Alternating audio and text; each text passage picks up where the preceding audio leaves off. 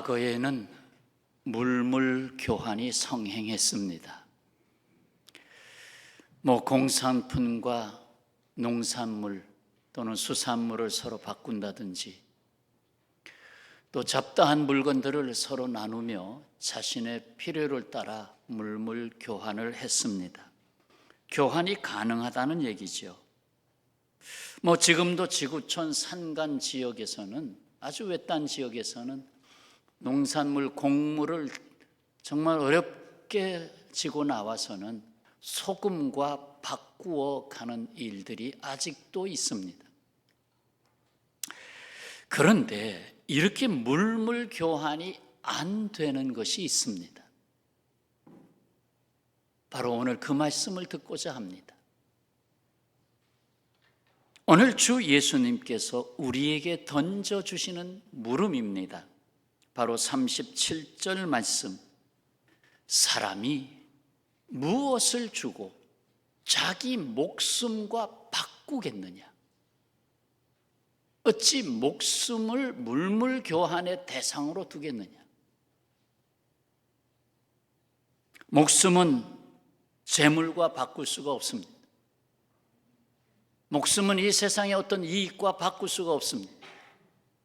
목숨을 이 세상 온 천하를 다 주고도 목숨과 바꿀 수 없습니다. 혹 바꾸겠다는 사람이 있으면 그것은 하나님께 속한 사람이 아니에요. 사탄에게 속한 사람이지. 내 딸을 줄 테니까 집 한 채 주시오. 내 딸을 당신의 몸종으로 줄 테니까 그 대신 집 한 채 주시오. 바꾸는 사람이 있다면 그건 사탄의 자식이죠. 자, 36절. 사람이 만일 온 천하를 얻고도 자기 목숨을 잃으면 무슨 유익이 있으리요? 바꿀 수 없다는 얘기입니다. 하지만 여기 있을 수 없는 놀라운 사실이 있습니다.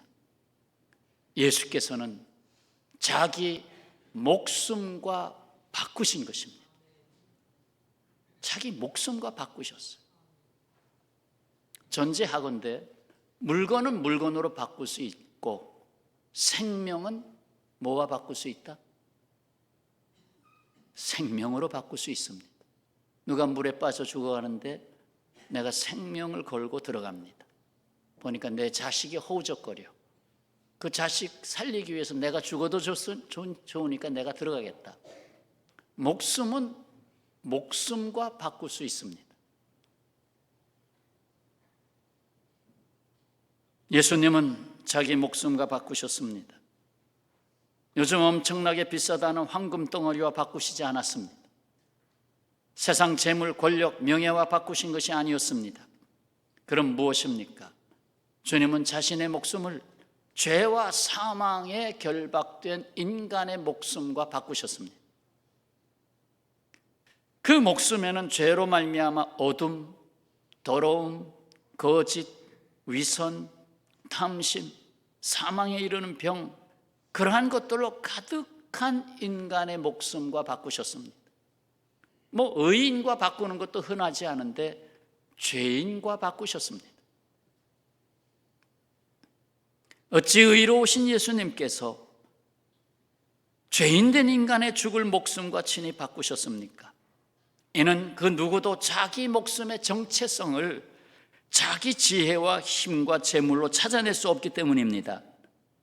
그 이유는 죄와 사망의 권세가 자기의 정체성을 가려버리기 때문입니다.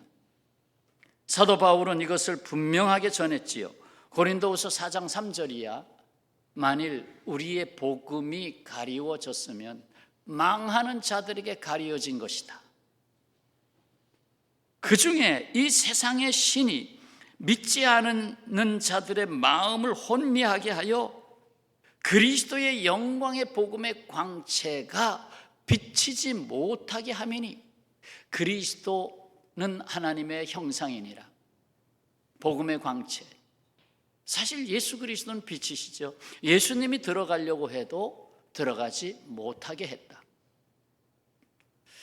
주께서 내 안에 들어오시는 것을 막는 것은 다름 아닌 세상 신에 잡혀버린 자기 자신입니다. 세상 신, 세상의 우상, 돈, 권력, 쾌락 많죠. 그러하기에 예수께서는 무리와 제자들에게 이렇게 말씀하십니다.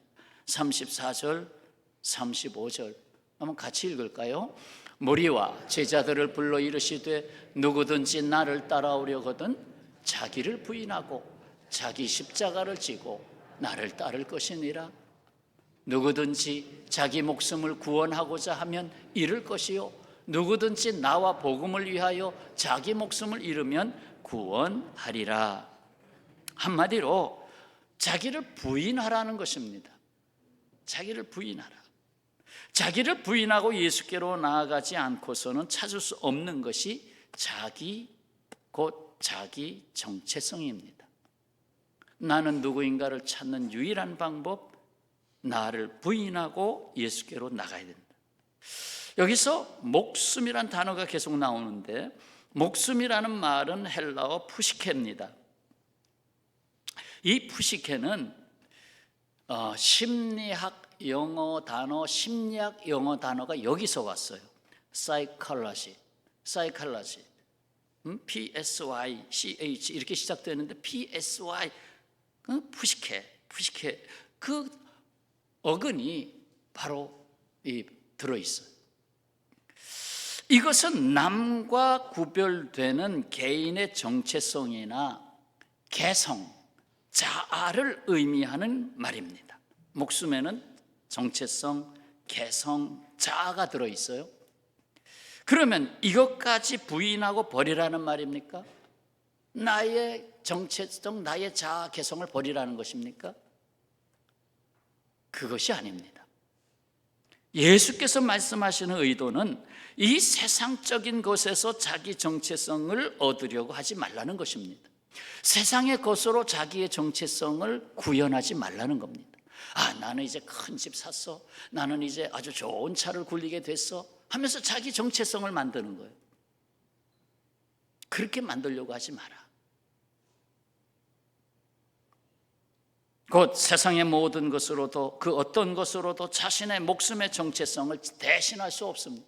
바꿀 수가 없는 걸로 자기의 정체성을 만들 수는 없는 것. 여기 자기를 부인하고 자기 십자가를 진다는 것은 무엇을 의미합니까?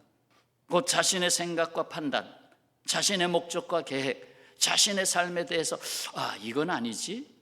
할 수 있는 것을 말합니다. 이건 아닌데, 근데 내가 끌려가고 있다. 이건 아닌데, 이렇게 살라고 태어난 건 아닌데. 그러니까 자기를 부인하고 구원을 받는다는 것은 옛사람의 자기 부정에서 새사람의 자기 긍정으로 나아가는 것입니다. 자기 부정이 있어야 그 다음에 자기 긍정을 찾을 수 있어요. 이 둘 사이에서 나의 목숨과 바꾸신 예수님의 대속의 희생이 있는 것입니다. 신창순 씨의 찬양시 오늘을 향한 기도, 옛사람에서 새사람으로 가는 기도가 보이지 않아요? 몇 줄 되는데 한번 들어보시죠. 오늘도 내가 소원하는 것을 가지고 주님을 믿는다고 하지 않게 하소서. 오늘도 내가 생각하는 것을 가지고 주님의 뜻이라고 하지 않게 하소서. 오늘도 내가 하고 싶은 대로 살아가면서 주님의 일이야 라고 자랑하지 않게 하소서. 오늘도 주님께서 생명을 사랑하시는 십자가의 도가 나의 가슴에, 나의 생활에 넘쳐나게 하소서. 우루과이 한 작은 교회당 벽에 적혀 있는 기도를 소개한 바 있습니다. 이 기도는 계속해서 저희 교회 사무실 문을 열고 들어가기 직전에 오른쪽에 여전히 붙어 있어요. 그걸 떼야 되는데 또 잊어버릴까 봐 그래도 또 보려고 거의 2, 3년 붙어 있는 것 같아. 뭐예요? 주기도 함부로 하지 말라.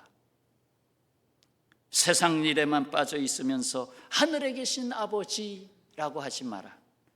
혼자만 생각하며 살아가면서 우리 아버지 하지 마라. 자기 이름을 위하여 안간힘을 쓰면서 아버지의 이름을 거룩하게 하시며 하지 마라. 물질 만능의 나라를 원하면서 아버지의 나라가 오게 하시며 하지 마라. 내 뜻대로 되기를 기도하면서 아버지의 뜻이 이루어지게 하소서 하지 마라. 죽을 때까지 먹을 양식을 쌓아두려 하면서 일용할 양식을 주옵소서 하지 마라. 누구에겐가 아직도 노여움을 품고 있으면서 우리 죄를 용서하여 주소서 하지 마라. 죄 지을 기회를 찾아다니면서 유혹을 받으며 찾아다니면서 술을 먹고 운전하면서 우리를 시험에 빠지지 않게 하소서 하지 마라. 악을 보고도 아무런 양심의 소리를 듣지 않으면서 악에서 구하소서 하지 마라. 주기도를 진정 나의 기도로 드리는 삶을 살지 않으면서 아멘 붙이지 마라. 참 생각하게 하는, 나 자신부터 또 생각하게 하는 이야기들입니다. 그런데 주님이 나의 이런 목숨과 바꾸셨잖아요. 오늘 본문 바로 앞에 예수님과 제자들 사이에 대화가 있었어요. 예수께서 제자들에게 너희는 나를 누구라 하느냐? 그러니까 베드로가 주는 그리스도십니다. 그리스도는 메시아지요? 주는 메시아이십니다. 마태복음에 있는 고백으로 보충하면 주는 그리스도시요 살아계신 하나님의 아들이십니다. 이러한 고백이 있은 후에 예수께서는 자기가 버림을 받고 죽임을 당하고 사흘 만에 살아나야 할 것을 제자들에게 비로소 가르치셨습니다. 얘들아, 내가 이제 곧 버림을 당한다. 죽는다. 죽는다. 예수께서 죽는다. 이 말을 듣고 베드로가 예수님을 붙잡고 그런 일이 일어날 수 없습니다. 무슨 말씀입니까? 마태복음 16장 22절에서는 주여 그리 마옵소서 이 일이 결코 죽게 미치지 아니하리이다. 어쩌면 이런 일이 일어납니까? 주님은 죽어서는 안 됩니다.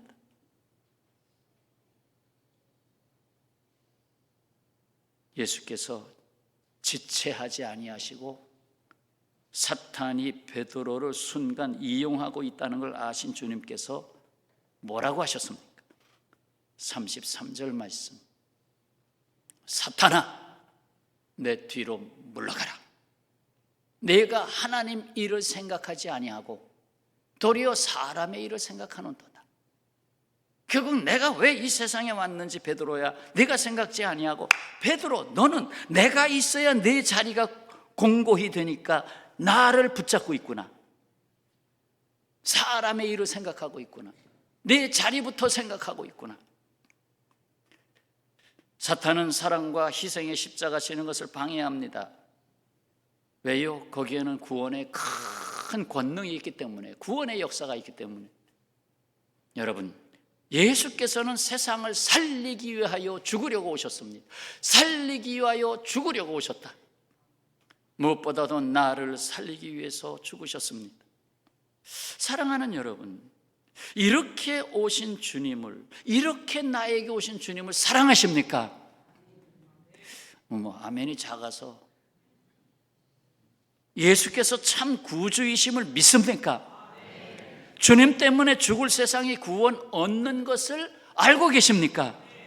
주님의 십자가 때문에 오늘도 수많은 사람의 눈에서 눈물을 씻어 주시고 있음을 알고 계십니까?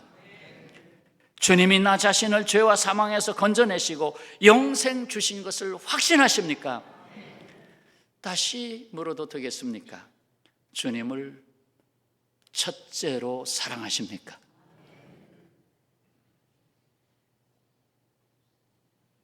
우리 집 강아지가 지금 병들어서 약값이 많이 들어가요. 한 주간 동안에 한 10만 원 가까이 들어간 것 같아.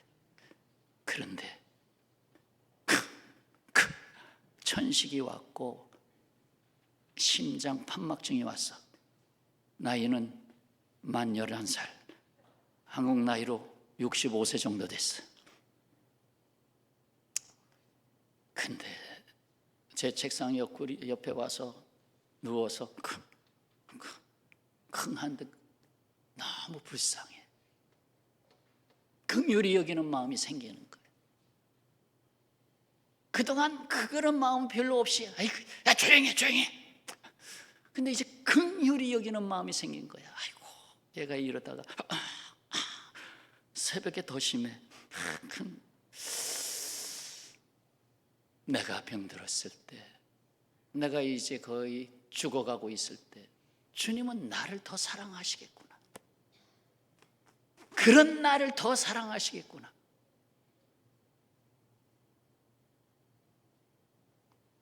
주님을 인생의 좌표로 삼으시고 따르시기를 바랍니다.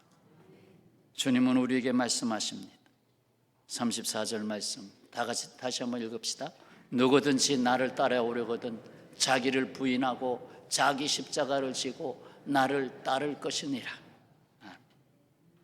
사랑하는 여러분, 내게도 있는 십자가가 있습니다. 내게도 있는 십자가. 그 자기 십자가를 질 때 이건 너에게 맡긴 거야. 이 아들, 딸을 너에게 맡겼다.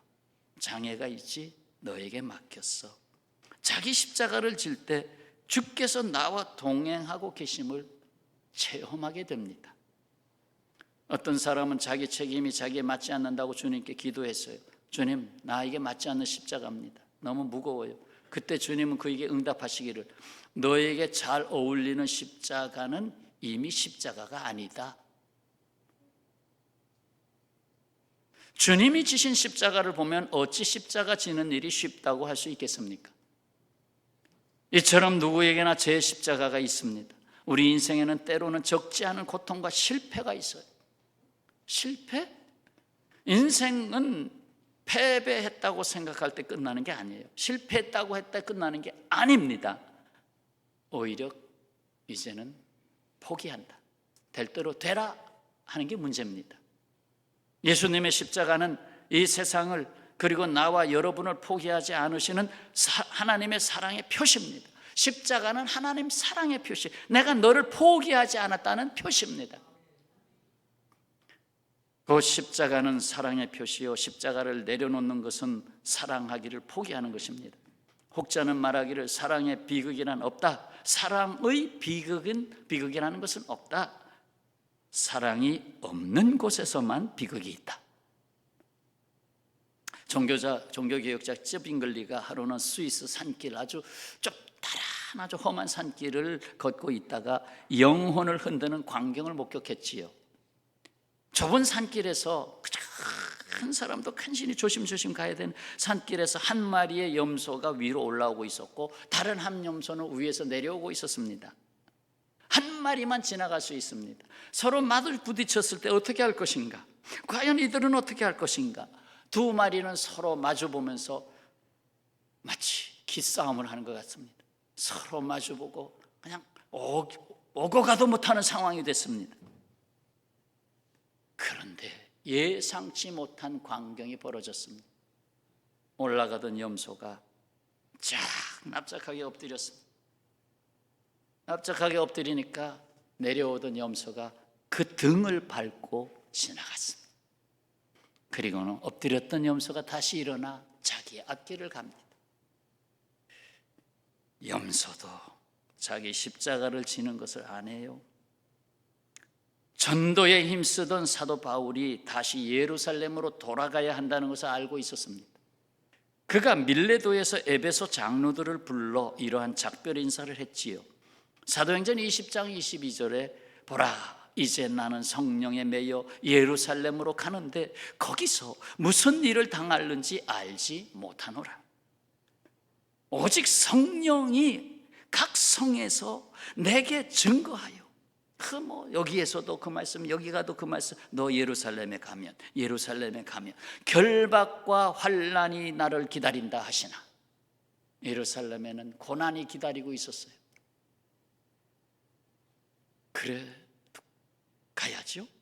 그래도 가야죠. 그래서 사도행전 20장 24절을 함께 읽겠습니다. 24절 말씀, 내가 달려갈 길과 주 예수께 받은 사명, 하나님의 은혜의 복음을 증언하는 일을 마치려 하면은 나의 생명조차 조금도 귀한 것으로 여기지 아니하노라. 아멘. 생명, 목숨, 나의 목숨조차 조금도 귀한 것으로 여기지 아니하노라. 바울은 예수님처럼 자기 목숨과 바꿀 것이 있는 것을 알았습니다. 내가 목숨과 바꿀 것이, 내 목숨과 바꿀 것이 있다라고 하는 것을 제대로 아는 것을 사명을 받았다, 이렇게 표현하면 어떨까요? 사명을 받았다. 내 생명 아깝지 않다. 지금 죽어도 아깝지 않다. 어느 혹자가 말하기를 그리스도인이 죽는 것은 사소한 일이다. 그건 사소한 일이다. 왜? 천국 가니까. 천국 가니까. 죽어도 천국 가니까. 이사 가는 거다. 사랑하는 성도 여러분, 왕이신 예수님은 십자가에서 우리를 대신하여 죽으신 후에야 십자가에서 내려올 수 있었습니다. 죽어야 내려오는 십자가였습니다. 주님은 저 사람이 예수를 믿을까 하는 사람에게 찾아오셔서 구원하셨습니다. 불가능해 보이던 사람에게 찾아오셔서 구원하셨습니다. 핍박자 사도 바울 이전에 사울이라는 청년 때 찾아오셨습니다. 너는 이방인의 사도다, 불러내셨습니다. 그 중에 한 사람은 저와 여러분일 것입니다.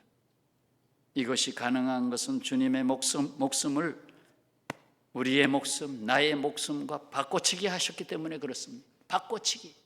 너랑 나랑 바꿔치기 하자.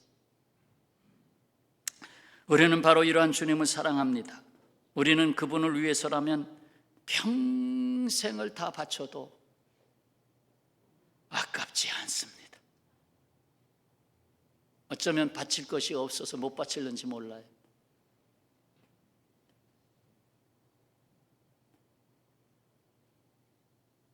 우리는 각자 자신을 돌아보아야 하겠습니다.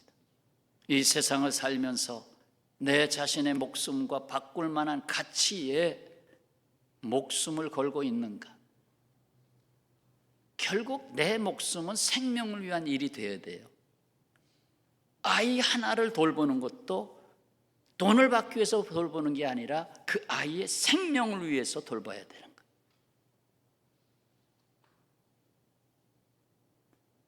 아니면 그저 내 판단으로 그건 아니지 하고 살아가고 있는지요? 주님은 지금 우리에게 그리고 내게 물으셨습니다. 무엇을 주고 자기 목숨과 바꾸겠느냐? 기도하겠습니다.